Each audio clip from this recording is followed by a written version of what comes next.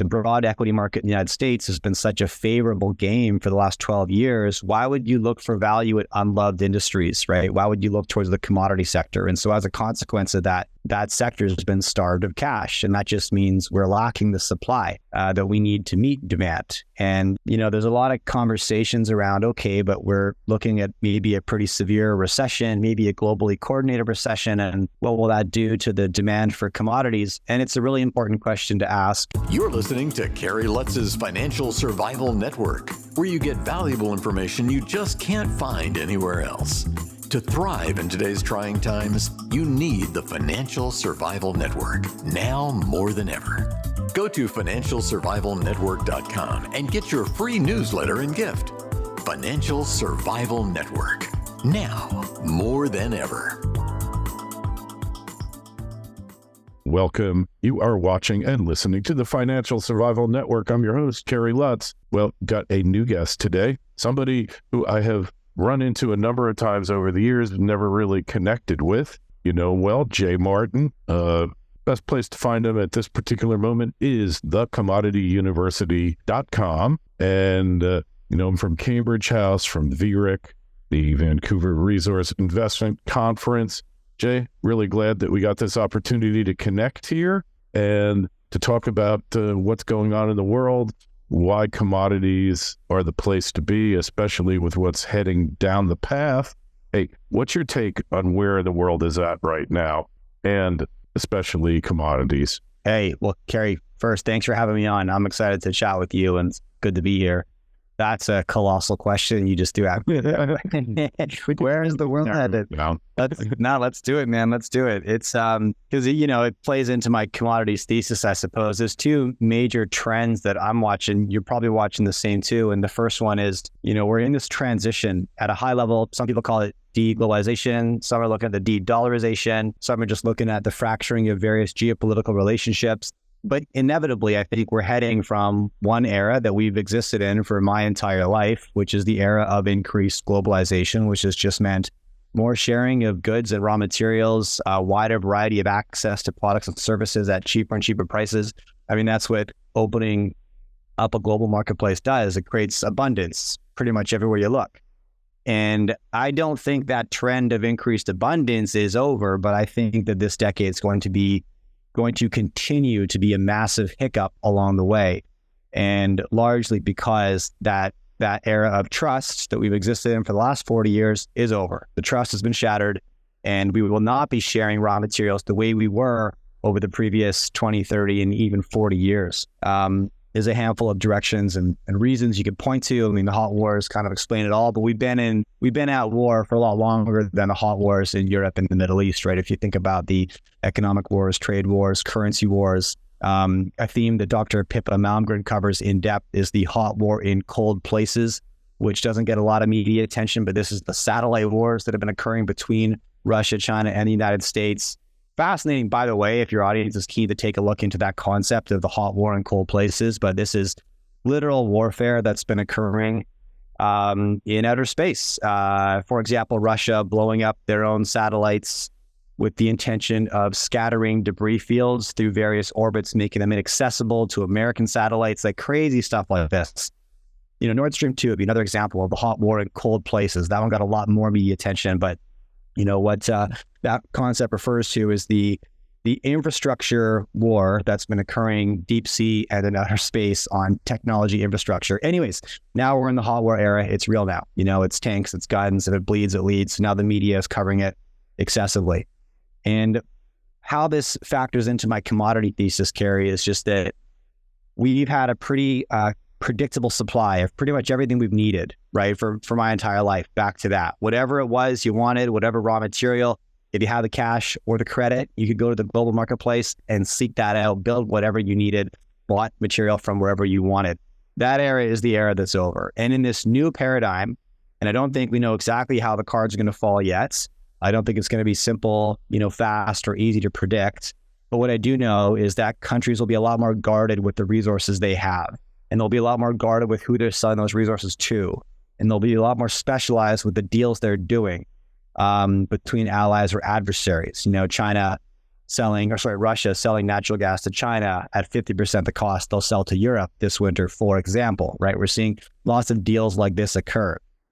And that just means that the supply of copper, the supply of nickel, the supply of energy, all of this stuff isn't as secure as it was 3 years ago. When something becomes less secure, less abundant, the value goes up. And that's the era that we're in today, where the value of every input that we require to build and grow our economies will go up because our source of that supply has become volatile, vulnerable, and unpredictable.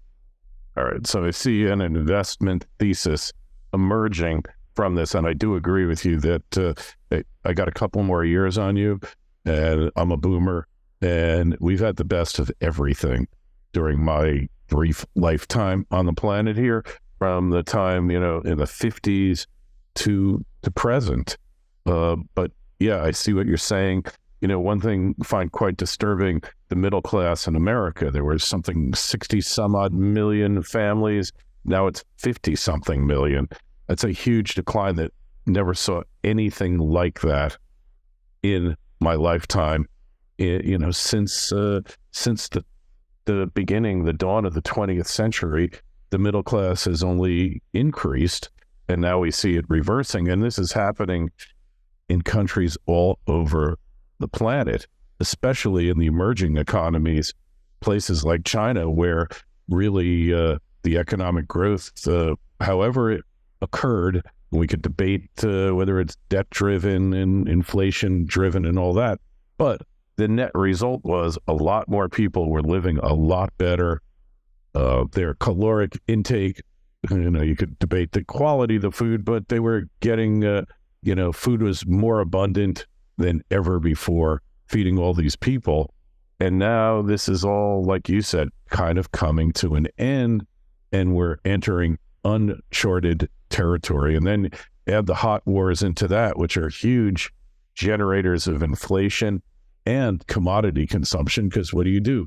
You take commodities, you make weapons, and you blow up capital. On the other side, you destroy capital. That's what wars do.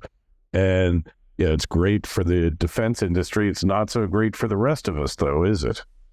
No, it's not. We sometimes mistake wars as being GDP boosters, because for a minute they look like it, but because of the destructive nature of wars, they actually destroy a lot more than they produce, as you mentioned. So in the long term, they're the opposite of GDP boosters. And the second thread that's pushing on that commodity gas pedal is the fact that capital's been super scarce in that industry for the last 12 years. I mean, if you wanted to generate easy capital gains, you could just throw money at the tech growth stocks for the last decade plus. That game's been so easy, and that's a brief window of time in the grand scale of history. But, in terms of recency bias, it seems like forever, that game would continue forever. And so because the broad equity market in the United States has been such a favorable game for the last 12 years, why would you look for value at unloved industries, right? Why would you look towards the commodity sector? And so as a consequence of that, that sector has been starved of cash. And that just means we're lacking the supply that we need to meet demand. And, there's a lot of conversations around, okay, but we're looking at maybe a pretty severe recession, maybe a globally coordinated recession. And what will that do to the demand for commodities? And it's a really important question to ask. And all I can do on that front is look at history and say, well, historically, what have depressions and recessions done to demand? And if you look at oil demand, for example, over the last 15 years, you'll see two really important events. One being the 2008 financial crisis, and the second being 2020, when we literally locked everybody in their houses, landed airplanes, shuttered hotels, parked cruise ships. We paused the economy. You would expect that in that scenario where you pause the economy in 2020, that oil demand might fall, 20%, 30%, 40% wouldn't be a stretch, but it fell 8%, single digit, 1 year only, bounce back in 2021 without fail. You think back to, or you look back to the 2008 financial crisis, this is the great financial crisis of my lifetime. Yet, if you look at oil demand, it fell by slightly over 1% in 2008 and jumped right back on track in 2009. If you zoom out and look at the 10-year trend, you don't even notice it. It's not even a blip on the radar. And so, I think about that when I hear the arguments about demand destruction in response to recessionary events. Like, do I think we're headed for a deeper recession? I do. I think things are going to get, I think the question, like, are we headed for a recession is ridiculous because we're there. We can do a metrics that kind of provide evidence. I don't know what people are waiting for, is if they need CNN to provide affirmation that yes, we are. It's like, we could run through this, man. It's easy. But having said that, like, history tells me that demand destruction isn't nearly as dramatic as some pundits claim it to be or forecast it to be. So, the starvation of capital, the perpetually increasing demand as human beings continue to grow and progress sets us up. This is a decade of return to value in the equity markets, I believe, away from speculative growth and a return to value and yield and common sense. You can only hope, but at the same time where we need, we've got the so-called green dream economy. We've got an energy transition that I do believe is eventually going to take place. I don't believe that governments can force it like they're trying now. I think it will only lead to disaster. And then, and to some extent, the environmental movement, which to some of the things we've had in the past, it's probably a somewhat reasonable response to a point. But now the very materials that we need to get this green economy, the very things that we need to make the energy transition happen, all of these forces are fighting against it, even though this is supposedly what they're espousing. They're pushing for electrification, and yet, hey, try getting a permit for a copper mine, right?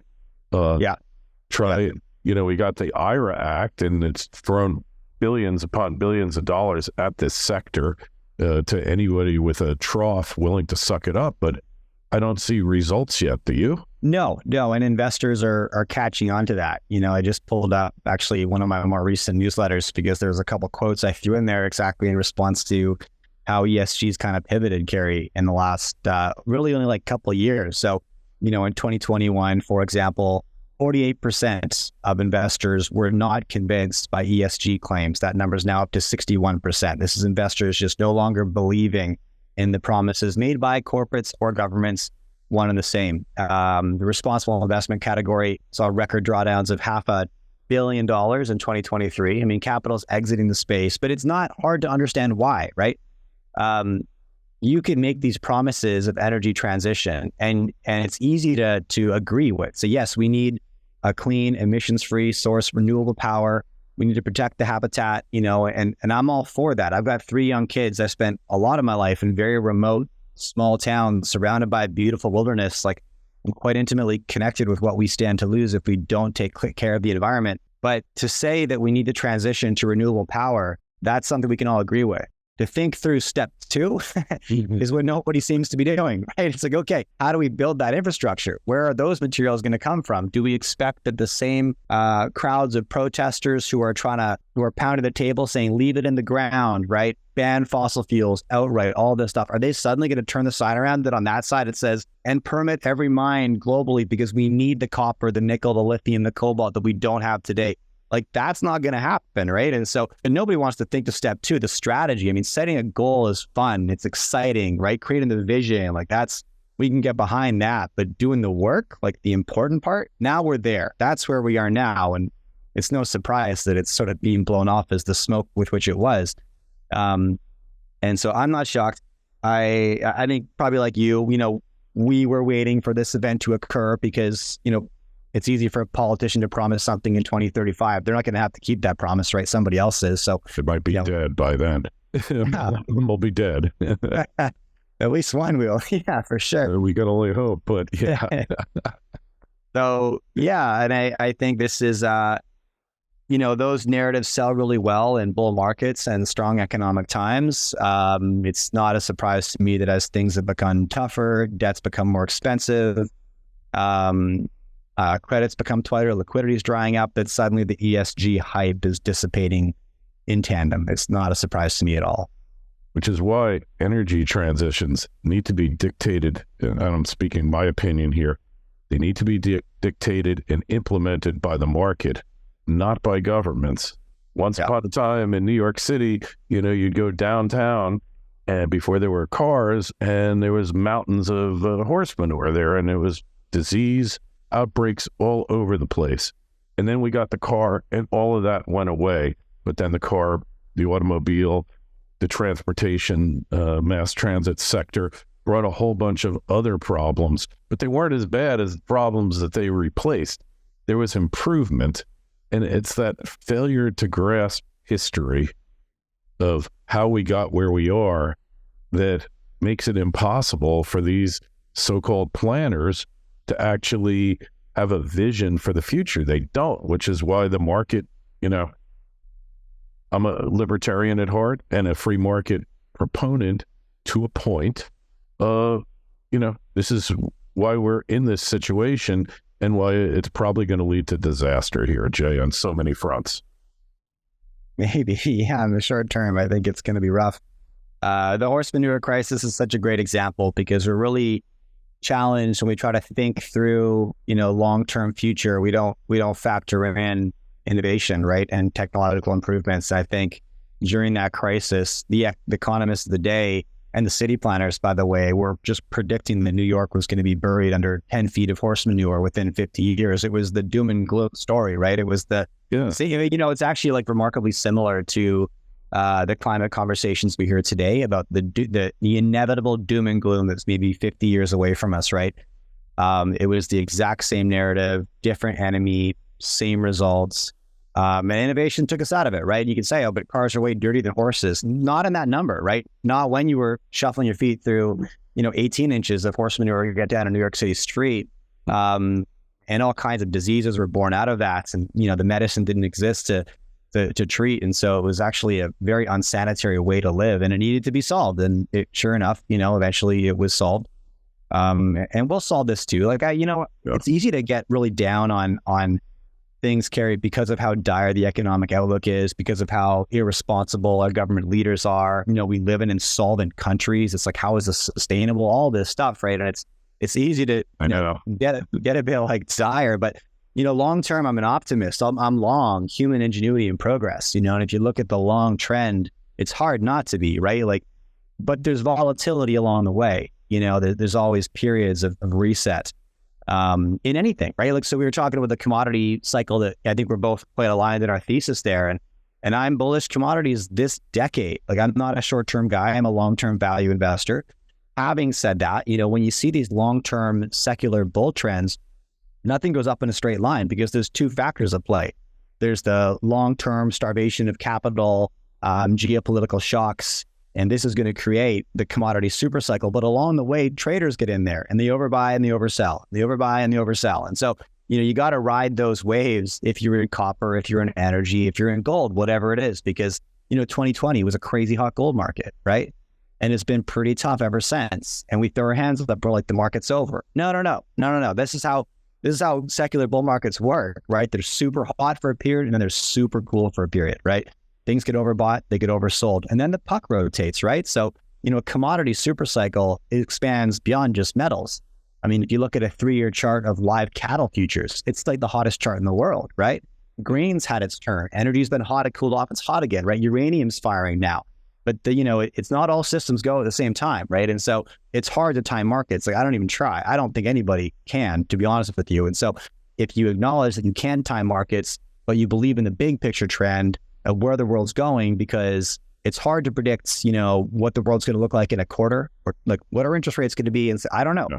But you can make some assumptions about what the world's going to look like in 10 years. And that's actually an easier game to play because those big trends, they're far less volatile, and they're like the big super tanker that's pointing in one direction, and there's little waves along the way. But to try to visualize how the world may function in a decade is actually an easier game to play than trying to predict markets over the course of 6 months. So let's distance ourselves from that and say, if you're a long-term value investor, then make that bet, and then be confident in your time horizon helps protect your emotional state from the short-term volatility. When we're in a period like now, if you're a metals investor and liquidity is non-existent and prices are depressed 60, 70, 80%, it can be pretty tough out there, right? So you got to step back and say, what's my time horizon?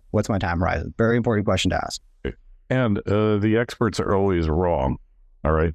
Going back to what you were saying, like oil, we were supposed to be out of this stuff by now. Jay, we were supposed to run out of oil Now we're producing more than ever before in the United States, even with the administration's anti-petroleum policies, which are clearly enunciated and being brought into play. The United States is still producing record amounts. I read the other day, 13 million barrels a day of oil. When I was a kid, it was about 6 or 7 million barrels. And that number would go even higher if the government would get out of the way. But, this is what I mean about the market being responsible to figure out what we're using. Because back when they had the horse manure crisis in Manhattan, nobody was thinking of the automobile, but there it was. It appeared just when we needed it and took us out of it. So looking ahead in that 10 years, precious metals, we're going to see them rapidly accelerate at some point, or is it boom and bust, kind of like it's been since I bought my first ounce of gold? Yeah, it's a good question. It's a good place to be. Okay, so here's how I think about that. Here's how I answer that question. Again, I can't time markets and I don't try, but a game that every investor can play is you can identify when things are cheap and when they're expensive. And that should be our mission as investors, to buy things when they become cheap and sell those things when they become expensive. So when I look at the precious metals equities right now, I'm buying companies that are in production, that are cash flow positive, that have great management teams. And I define great management by saying a CEO who's built and sold a couple gold mining companies. I mean, these companies are at massive discount to what they were trading at 12 months, 24, and even 30 months ago. And I can walk in and build my position in these companies right now. Again, cash flowing, profitable companies, sustainable business models with no competition in the open market. Now, whenever I'm purchasing an equity in anything, a question I like to ask myself is, I acknowledge that I'm having a disagreement with somebody, right? Because it's a marketplace. If I'm buying, somebody's selling. That means that person and I are having a disagreement. So if you're buying, NVIDIA shares or Tesla, and you're on the open market picking up shares, you got to acknowledge that somebody's on the other side of that transaction. And while you are buying because you believe that stock is undervalued and going to go up, somebody else is saying, no, I think it's overvalued and it's going to go down, so I'm going to sell. Then you're going to buy. So you disagree with somebody. Can you tell me what you know that the seller doesn't? What is your competitive advantage in that transaction? Because you're squaring off with somebody right now. Like, what do you know that they don't? And if you can't answer that question, think very thoroughly about whether you should be engaging in this, because otherwise you just walk in blind. This is FOMO buying. This is price chase. It's a horrible strategy. So with those mid-tier gold producers that I was just talking about, I ask myself that same question, right? So I'm in the market right now building a position. Somebody is selling to me. Why are they selling? And I've been in this game long enough to know exactly why. These are individuals who saw how hot the market was, the gold market in 2020, continued into 2021. They piled in thinking that rally was going to continue for years. It didn't. So in 22, they saw, a 30%, 50% drawdown, or maybe in 2021, they saw a 20% drawdown. And they're like, ooh, I'm not taking a loss. I'll wait this out till the market recovers. Then in 2022, they're down 50%. And they're like, I'm not taking a 50% cut. I'll wait till the market recovers. Now it's 2023 and they're down 60%, 70%. But what's happening today is that, look, like auto loan delinquencies are creeping up towards all-time highs. People can't make their car payments.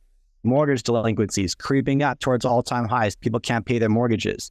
New credit card application rejections are at all-time highs. People seeking out new debt and they're not getting it. Consumers are squeezed. Those consumers are retail investors who need capital because, for the reasons we just mentioned, loan payments, credit access, all this stuff, they're priced out of their monthly budget. And so they need cash. And now they'll take liquidity at any price, meaning they'll take that 80% drawdown because maybe they bought $20,000 of XYZ company. It's only worth $4,000 today, but they really need that $4,000. So they'll take my bid, and it's predatory, but that's capitalism. And this is when you need to be bold and move in and do this, because that's the selling motivation right now. These are individuals who have been in the market for 18 months, 24 months, 30 months, and they got to hit the bid now because they're running out of cash. So that's our opportunity as contrarian investors. That's why you run into the fire, because the house is on fire right now. But that's what it takes. Great. And we also have the fact that the markets at any given time, at any given moment, are dominated by the short-term buyers and sellers, right? The institutions who by nature really cannot take a longer-term perspective. Yes, there are funds that take a longer term perspective.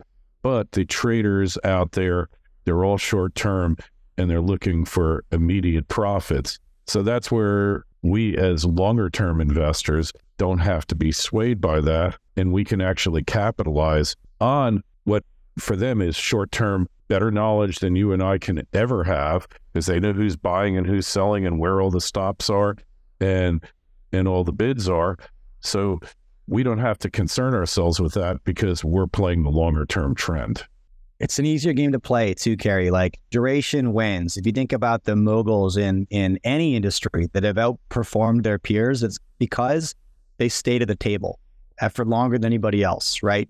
You know, Rick Rule, a common name in our business, has been at the table for near 50 years. He never bet more than he could afford to lose. He was patient. He understood his time horizon. Warren Buffett, by the way, right? The Oracle of Omaha. The reason he is who he is because he's been an investor for 80 years. 80, right? He started in his early teens, in his 90s now. Had he run the exact same portfolio strategy, but started when he was 30 and quit when he was 65, he'd be worth less than 1% of his current net worth. And nobody would have ever heard his name. By the way, he still would have made a lot of money. That would have been a great 35-year stretch. He'd still be wealthy. Yeah, because that's still duration, right? But it's 80 years of duration that's gotten him where he is. You know, other factors as well, time and place matter. But there's a reason that the number one asset investor ever ends up owning is their house. And it's not because real estate always outperforms. It's because that's the one asset that people hold for 25 years. Duration wins. But we want to get rich today. We want to, beat the market. And, it's like, I get it. Getting rich is actually easy if you have patience and discipline. Yeah. Getting rich today, that's a little harder. I can't help you with that. Getting rich quick. Hey, I've seen the money come in real fast and I've seen it go out real fast. But like, right. I think Peter Lynch used that as an example. There's no indicator that you can just pop up, even Zillow, and know exactly what your house is worth today. And, oh, gee, my house went down $25,000. I better sell it. Right. Exactly. We don't have the information. So therefore, we don't have the ability to really know. We kind of know it's going up or it's staying the same, or housing prices went up 5% last year across the U.S., but we don't really know what our house is worth at any given moment. And that's probably a good thing for the bulk of homeowners out there, because if they did, they'd be having a nervous breakdown every 18 months when there's a recession, right?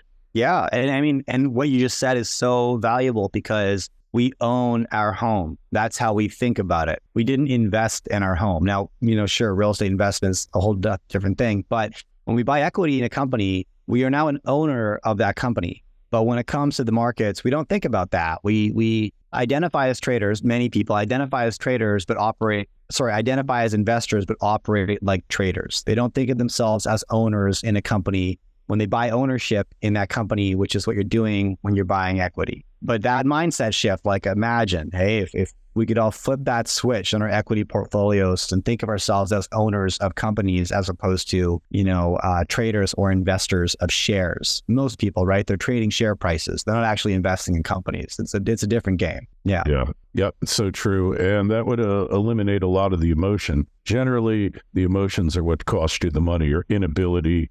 Myself, when I've lost big, it's been fear and greed, always. I got into something I shouldn't have because of either FOMO or just another word of saying greed. Sure. And I sold something because of fear that had I been rational without emotion, I would have held on to. It's that simple. So, hey, well, we covered a lot of territory. We're going to have it all in the show notes. Jay, just tell us, again, best place to find you. How do we connect with you on social media and all that good stuff? Yeah, I'm easy to find on social. It's at jmartinbc, like Bravo Charlie, J Martin BC. And I've got a few projects. So the Vancouver Resource Investment Conference every January, it's coming up. Easy to find online. I write a Substack. It's just the J Martin letter. But my newest venture, which I'm super fired up about, is the Commodity University. So this is for any investors who are looking to build a portfolio in the commodity sector. If you don't know where to start, we built this course in response to literally hundreds of conference attendees, subscribers, etc., emailing and asking, how do I get started building a commodity portfolio? And so it's like, well, there's 100 ways to start, and they're all kind of right, depending on who you are. And so we built the Commodity University. It's a 10-chapter course. led by myself, begins with the absolute basic fundamentals and principles. 10 chapters later, you're in portfolio construction. I'm joined by a handful of experts like Rick Rule, sort of leaning in where their area of expertise is. Rick joins us for the risk management chapter, but it's super fun course, easily consumable. Access is easy to find. It's at thecommodityuniversity.com. And I'm stoked on this project, so I'd love to hear what people think about it. Great. I'm going to take a look at it myself. We got a link in the show notes to this interview on financialsurvivalnetwork.com. So when you're there, sign up for your free newsletter. Jay, it's been a pleasure. I'm glad we finally connected, and we will definitely talk to you again soon. Sounds good, Kerry. Thanks, man. Thanks for listening to Kerry Lutz's Financial Survival Network, your solution to today's trying times. For the latest, go to financialsurvivalnetwork.com. Financial Survival Network, now more than ever.